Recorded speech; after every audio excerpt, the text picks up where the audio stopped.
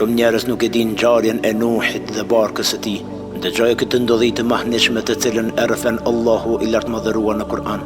Pasi që Nuhi alayhi salam e ndërtoi barkën me urdhërin e Allahut të lartëmadhërisëm, ai u tha atyre që ishin me të: hipni në të me emrin e Allahut, le të lundroj dhe le të ndalet. Allahu pastaj tregon në Kur'an dhe thot: dhe ne ja hapëm ujit dyert e qiellit që rrodhi pa u ndalur, dhe bëm që nga toka të shpërthejnë burime, dhe ujërat u takuan siç ishte caktuar nga Allahu. E gjithë toka u mbush me ujë dhe nuk mbijetoi askush përveç atyre që ishin të hipur në anije. Allahu tregon dhe thot: dhe ajo lundronte me ta nëpër valet e mëdha e të larta sa kodrat, ndërsa Nuhi e thëriste të birin e vet, i cili ishte mjaft larg: o biri im, hip me ne e mos u bëj me mohuesit. Ai tha: do të strehohem në ndonjë kodër e cila do të më mbrojë nga ju.